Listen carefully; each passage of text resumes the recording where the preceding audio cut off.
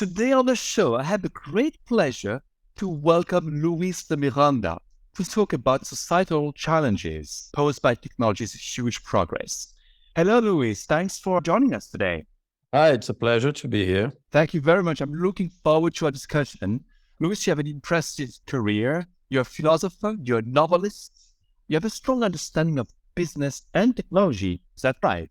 I don't know if it's for me to say that, but it's true that I've had many ways of expressing the same interest, which is how thinking is part of being a human being, which seems to be something that many of us tend to forget. And so this can be expressed through metaphorical novels, through philosophical essays, but also through philosophical conversations with people who are leaders in different fields. And that's exactly what we would like to do today with you. It's to inspire or to share your wisdom with leaders in the industry, politicians, so that we see what kind of impact technology will have on us. You're a postdoc researcher at the University of Uppsala in Sweden. You studied at one of the top business schools in France, HEC Paris, and you've published several books, including at the MIT Press.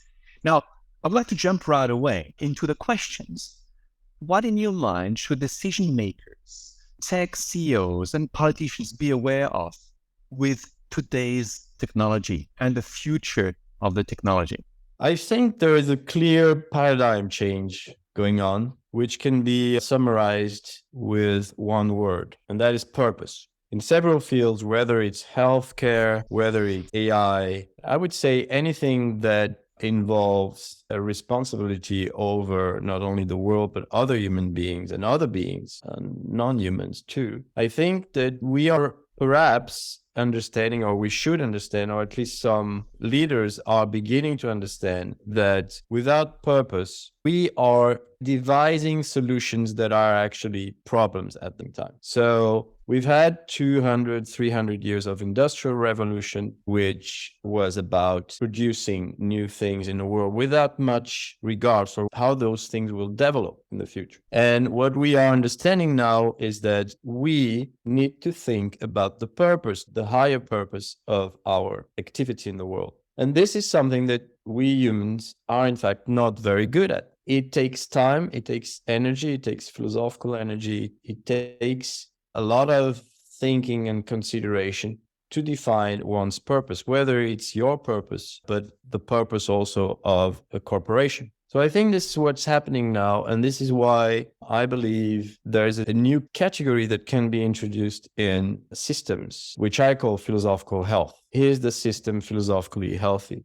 Is the software, is the program, is the corporation, is the organization philosophically healthy? And that has to do a lot with the long-term purpose. Do you think that our societies, the way they are now, are philosophically healthy? No, I think they're not. I think they are in some pockets of awareness trying to be. But I think the reptilian brain is doing a lot of the gearing still in human groups. So there's a lot of corruption and all the traditional, I don't want to sound too moralistic, all the traditional pitfalls of human leadership that are still going on. So I think that a lot of work needs to be done to keep up the flame of purposefulness and philosophical health. So you just spoke about the reptilian brain. That's referring to our evolution or lack of it.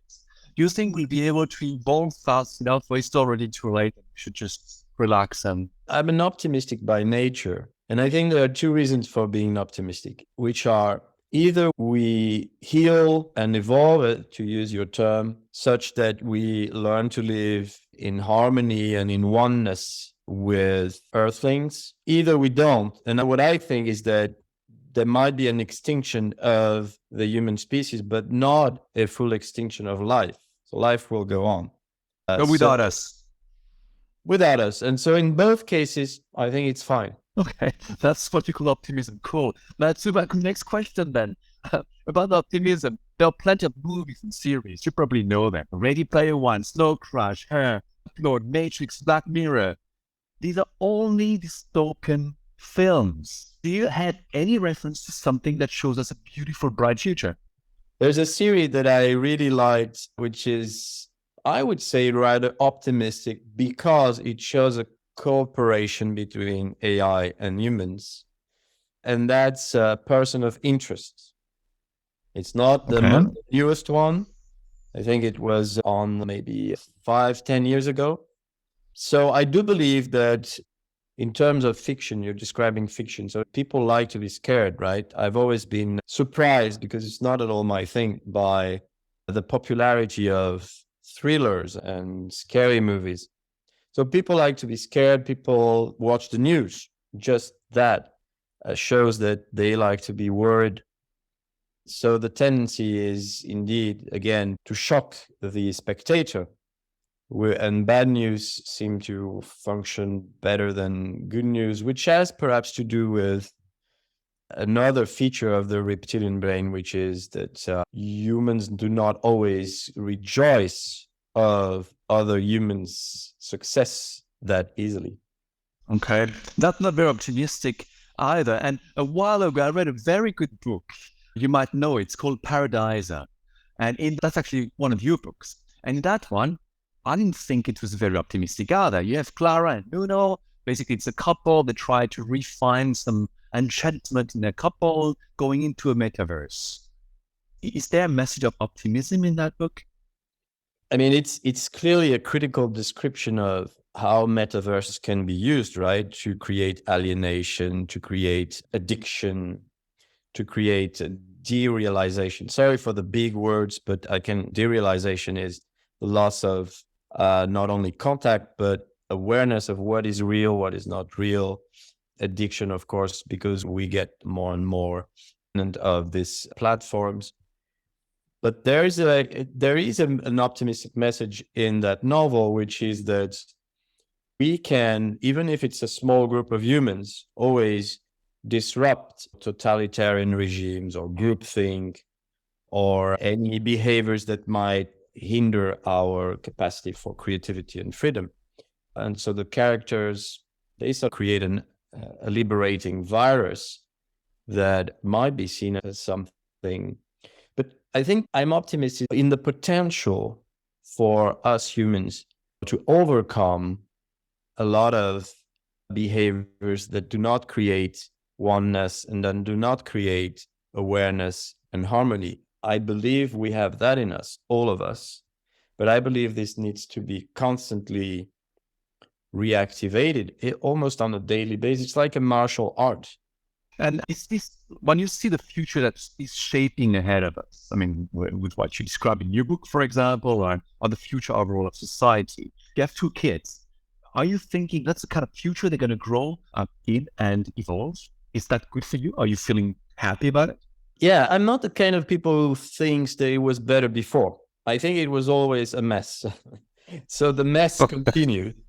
And within this chaos, I think it's possible for individuals and some groups to co-create a form of integrity. So this is what I will transmit, and this is what I am transmitting to my children and hopefully also to my counselees. We can talk about that a bit later, is the sense that we can nevertheless learn the joy of being one and being in the world with integrity. It's an immense joy. And it's also something that is not only private, but that has an impact upon the world. So the fight is a joyful one and worth continuing. Okay, and integrity is a key thing. So just think about integrity, but we have now the possibility of soon to really, truly digitize ourselves. We started with the pandemic to digitize our companies, learning content, ways of working, and now we can digitize ourselves. We have worked with virtual worlds, with training in virtual worlds, having events. And the first thing that people do in a virtual world when they come in there, guys start to try to look taller, stronger. Women start to increase their body shapes and their clothes. Won't we prefer to live in a virtual world where our digital twin will be better than us and we're going to stay there? I think we need to be careful with words. We're not digitizing ourselves. We are playing with digital images that we might give a name that is the same name that us, and that we might pilot in a way or another, but that represents only 1% of our person, right? I have lately, I'm teaching medical students, and I always tell them the person is in you is everything that cannot be measured and therefore not digitized. So if for some people better means having more hair or less hair, I don't know, in my case, or a certain size, etc., that is not a problem of objectivity. That's more a problem of our evaluation of what is the good life, right? So there's a lot of education. Again, I'm sounding like a moralist, but yes, That's a bit your job too, right? I don't know. My job is to help people think.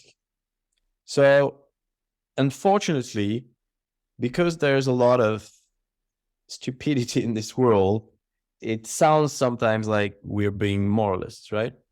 So I am quite amazed today at the new trend. This is not new because it's a comeback of what happened with the Sims in the 90s. So now we have speculation for virtual real estate, right? People are buying virtual real estate in the metaverse, close to celebrities, etc.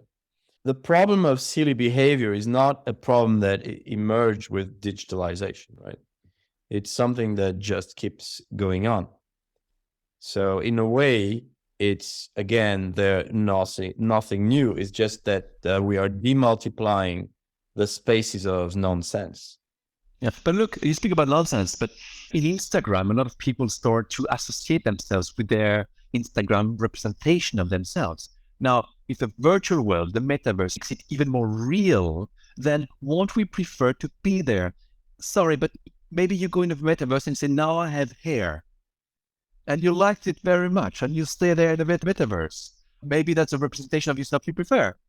Won't you prefer to be staying in a virtual world rather than come back to reality? If you're asking me the question, and if my main preoccupation in life was to have hair, I wouldn't be here talking to you from the perspective of philosophy. I think that there will be people who prefer to spend many hours in a virtual representation of themselves, as much as there are people who like to drive Lamborghini 300 kilometers per hour on the highway, as much as there are people who take dangerous drugs on a regular basis, as much as the list goes on and on. The question is, are they sustainably feeling joyful? So that's the question that I would ask. They might feel the occasional adrenaline shot, but this is not what philosophy defines as the good life. The good life, if it exists, needs to be one where the experience of joy is a constant and sustained one, and one which, at least that's what philosophy has been proposing since Plato, Aristotle, etc. Experiences in which that state of, sometimes called equanimity, equality of soul, harmony of soul, is not one that is constantly threatened by everyday events, which might be either good, bad, like boredom, for example. We don't often speak of boredom when we speak about this digital addiction behavior. But I think that a lot of people who are engaging in this addictive digital behavior are people who have a problem of being with themselves, right? There's a French, since you are French and I spent so many years in France, there is a French novel from the end of the 18th century called La Chambre. It's Strip around my bedroom. Right. Trip around my bedroom. And I've forgotten the name of the author, but he realizes that if you look at your bedroom with enough curiosity and creativity, you can spend hours discovering new phenomena, perhaps. That's a metaphor, right? But I think that this capacity to enjoy the real will come back. It's a little bit the message of Paradise, my novel, which you quote, is that at the moment, we are in the moment of human history where we forgot about being one. Most people are completely scattered. They are one person on Monday, another person on Tuesday. I see a lot in my counselors. They are not grounded. And so the other thing is that there's a constant economical battle to grasp our attention. To give you an example, lately, what I do where I'm at the table with my family, I've started in the evening what I call art of conversation moments. So instead of turning the TV, right, and look for the new episode or the new film, etc., we just talk. And it sounds so simple, right? But it is fantastic. How do you pick the topic? How does that work? We just go with the flow. And my impression is that I feel so grateful after. I feel that I get to know the people that are important for me better. And it doesn't have to be a philosophical topic, because I can tell you that sometimes my family, they are a little bit annoyed that I always try to bring up philosophical topics. So it can be something very simple. It doesn't matter, because it's precisely the art of a conversation, which is something the French used to be good at. Maybe they're still good at, I don't know. But it's not really what you say. It's about what happens in between the lines, a little bit like the dialogue we're having now. So I think that while these digital attractions are developing, I think there will be a countercurrent of discovering the depth, the creative and joyful depth of the real. When I listen to you, Luis, it seems that we oppose the joyful of the real to the virtual. We don't want to make, of course, simplistic oppositions. What is real? What is not real? There is always a thin line between creation and mere acceptation of the data, right? So this year I've been conducting a pilot study with people living on wheelchair with severe spinal cord injury, and they're tetraplegic. And they all told me they are tetraplegic, but they're living a good life. They have jobs, they have a family, they define themselves as flourishing. And they all told me everything is possible.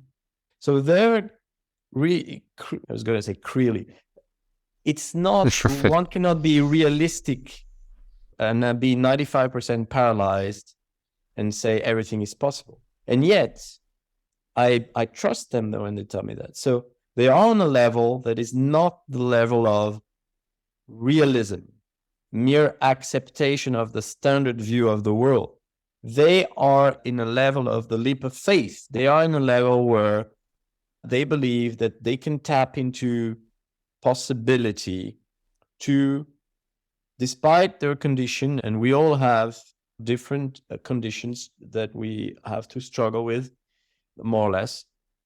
From that given, we can nevertheless have an attitude that is mind over reality. So I'm not, of course, opposing the good old real to the virtual. I think the original dimension of the virtual is actually what might have given the human, we come back to evolution here, the human species an edge over other species, which is our capacity to tap into the possible.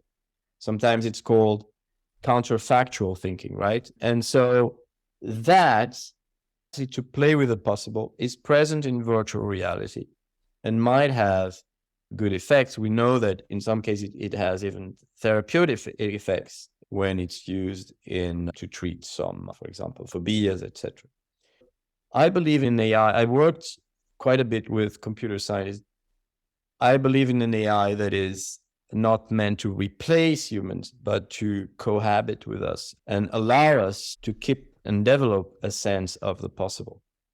And the sense of possible might be even with AI and in a virtual setting, in a virtual world, might make things even more possible than, as you said, if someone is really handicapped physically, the body might be a constraint, while your mind in a virtual world can do everything it wants.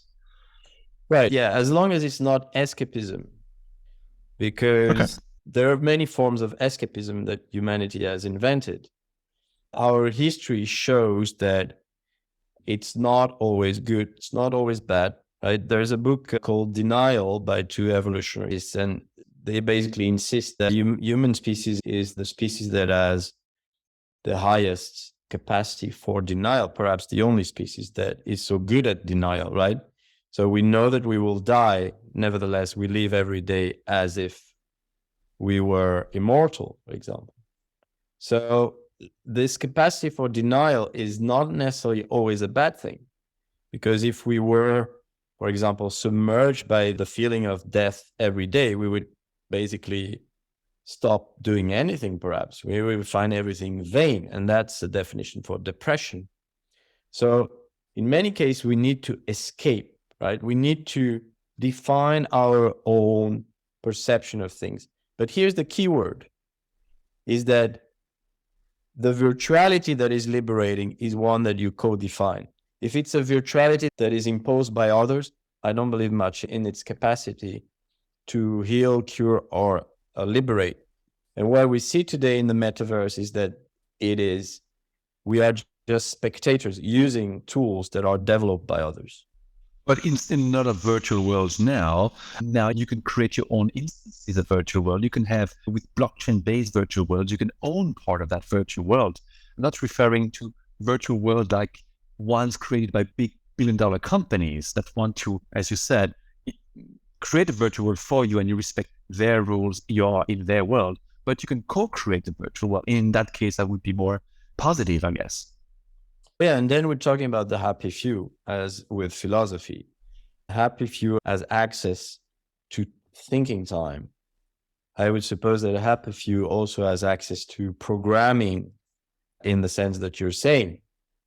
So that's a minority. But of course, what we would like to see is that the emancipating tools, whether they are cognitive or technological, are distributed more fairly. Yeah. So I would like now to touch a little bit, because we can talk for hours, I think, about the society and the impact of technology. But I would like to get your views on the work, on the job. What will the future of work look like in your mind? Well, I'm afraid I might just utter a few cliches here, but I'm going to avoid those cliches. I'm going to tell you what the future of work should be according to my philosophical health perspective. For example, I consult for people who work at Vattenfall, who is the first producer of energy here in Sweden, and they are interested in philosophical health. And some of them have regular conversations with me. But very often, the stress of having to deal with the everyday management of their tasks puts them back in the default mode of autopilot behavior. So I would love the future of work to be one where companies understand that thinking time is important for not only for the well-being of their employees, but also for the creativity and purposefulness of the corporation.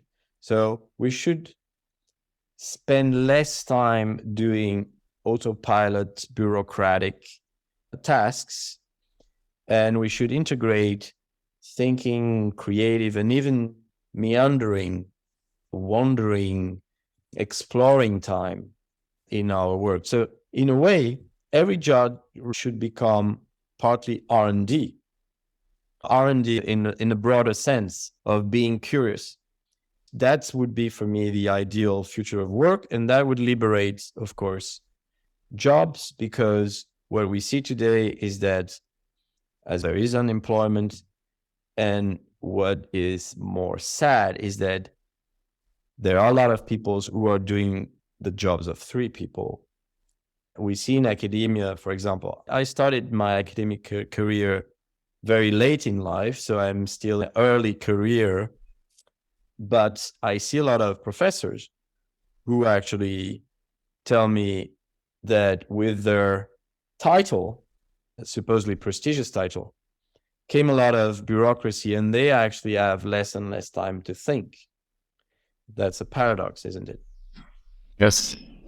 So here's my, like, say, my wish list for the future of work, whether it's more digital or not. Working at home, of course, can bring that capacity to, if you have your books, for example, around you, you can have a better balance between personal growth or even collective growth and executive tasks. But that could also be the case in an office. Now, you said that the future of work, people would need to have more time. And maybe we will get to that because before, thanks to technology or because of it, a lot of blue collars lost their job. Now, with a very powerful AI that has improved incredibly, even just in the past 12 months, maybe the white collars will be next. That means the whole society we might not have jobs within the next decade. We would have plenty of time. What do we do with that time? And how do we finance everybody? Yeah. So there are a lot of books that explore that possibility. It's even a neo-communist utopia to say, fine, let's implement AI such that it's the end of work as we know it. Yes. Right? So I don't have a problem with people having time to have a more flourishing life. Of course, this is great. But for that, we would need to not only reevaluate the way we evaluate the jobs, the way we look at people who don't have certain titles, for example, etc. But also, of course, since we are still living in a capitalist society, people are going to ask for some security. Once they have that financial security, they might ask for some social gratification. And that has to do, as I was saying just a few minutes ago, with how we value different activities. So, for example, yesterday, my car battery was dead. And I didn't have this booster for the battery, which I now purchased because I discovered it's quite helpful, especially in countries like Sweden, where it can get very cold. So I had someone come in less than 1 hour, sent by my insurance, and he came with this booster and the car started. And my fiance and I, we thought, wow, he looked very joyful. He was like almost dancing, and he was I was going to say just, but that's the problem here, is that I think that in a country like Sweden, manual work is valued, even in terms of salary, that's an example of people not necessarily needing to have prestige in order to have a work that they find meaningful. And it was certainly meaningful. It was very helpful for us. You made your day in a way. You saved your day. Yeah, we can say that. But what about the universal basic income? In some cities, they have implemented it. In France, there was even a presidential candidate who was defending the concept. So now you speak about still some kind of a capitalistic system where we have a certain purpose, a functional purpose in society. But imagine that tomorrow we have money because we were born. The state, the society finances us, and AI takes care of the rest. What do we do? What do you do? What do I do? So universal needs to be universal, right? So it is often discussed as something which is basically already existing. If you take a country like France, but several other countries in Europe, people have some sort of buffer when they are unemployed, right? And it can start high, then it starts low. And in some cases, you have some sort of symbolic or minimal amount that can continue for many years. So we don't call it universal income, right? We call it something else. But in fact, it is what is sometimes called today universal income, which is not spoken of as universal. I think we should be completely radical about that, which means that everyone could earn the same amount of money. And then we detach the salary from what we do. And that Neo-communism.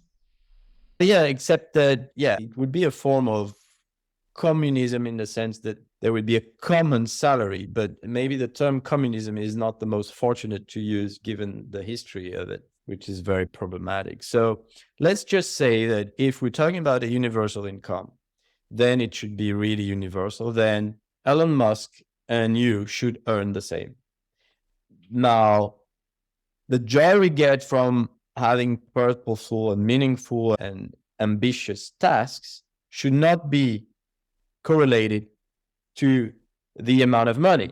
A lot of psychological studies show that we are happy to have more money until a certain salary. I don't know exactly how much, but let's say, just for the sake of the example, that beyond 3,000 euros per month in your bank account, if I give you 6,000, you're not going to be more joyful. Under that, perhaps, yeah, you need, because it's connected also to the economy and what you need to not to worry. I'm not a specialist. I'm not an economist. But I think that if we want a universal income, it should be fully universal. And we can play with our brain. We know we have this reptilian brain. So we can make a giant experiment and see what is the level of money that we need for everybody to be satisfied and not demotivated, right? Because we want people who take initiative, of course, etc. And we should try. Well, let's jump on this. Okay, great, fantastic. Today there is universal basic income. We don't have to work anymore. There's nothing we must do to make a living, and we are free from financial fears. Is that going to be good for our species? Are we going to make love all the time or fight with each other all the time? What are we going to do? What is going to be the philosophical health of such a society? Our species is not looking very good. So anything that we could try that would be different, I would welcome it. And again, I'm not a specialist. There are many other new forms of life that we could try.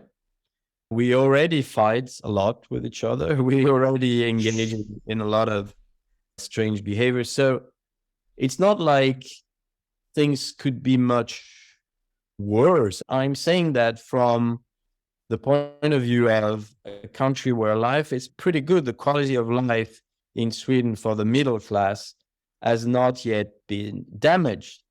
But I'm aware that this is a privilege, and this is one of the reasons why I moved to Sweden, along with other more family reasons, but also the love for nature, is that we see that in many countries that middle class has been so damaged, as we know, that it is precarious and it is constantly in this financial worry that you're mentioning. So this is, of course, a means of control, political control.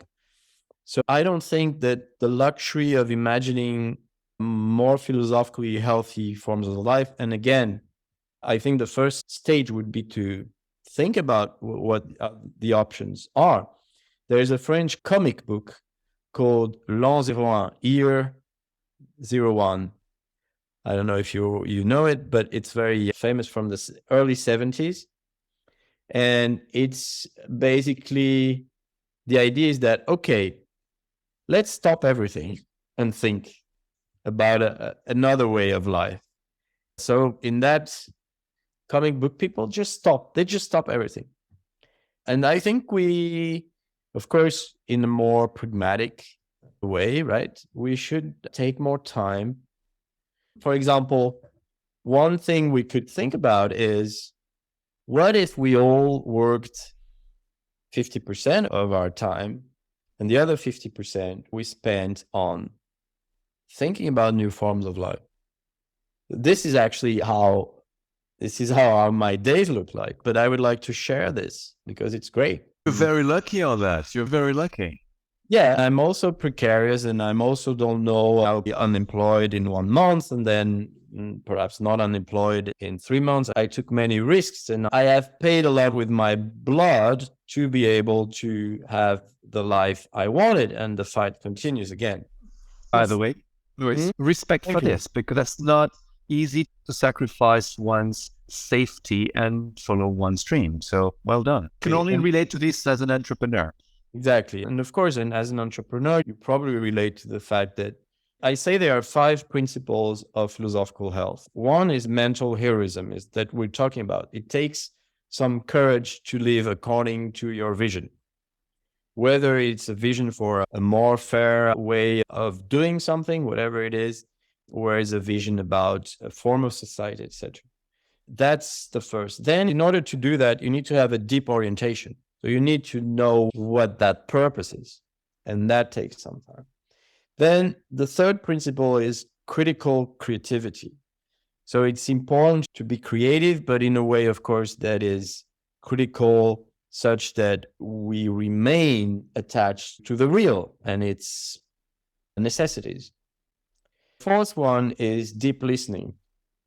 So it's what we're trying to do to each other now, but it can be also trained such that we realize that in many of our relations and interconnections with other humans, we don't really listen deeply. And just listen deeply, even to ourselves, creates surprising results. And the fourth one is the creel. So if you read Paradise, you're familiar with that term. So it just means that it is healing to remain connected to what I think is the ultimate ground of all there is, which is this creative flow of possibilities. And it sounds like a very abstract thing, but in fact, it's something that we can feel in our body. We can feel our sense of the possible. And it's very important to cultivate that, because the day where you or I or someone wakes up with the sense that nothing is possible, that's actually my definition of health, is to have a good sense of the possible. And if you have a bad sense of the possible, you start being ill, in fact, and then that might have physical incidences in the near future or mental. And that's what makes you happy, I believe. The feeling that everything is possible. You just have to think, work on it, and take life as it comes too. That's something very important, I think. Yeah, I like that idea of being alert to what destiny is presenting to you. And we Western people are not very good at that, because we were trained to think that the earth is an empty rock and you need to so much effort to fight against nature. Especially in French, there is this long intellectual history of thinking that nature is hostile and we need to build things all the time.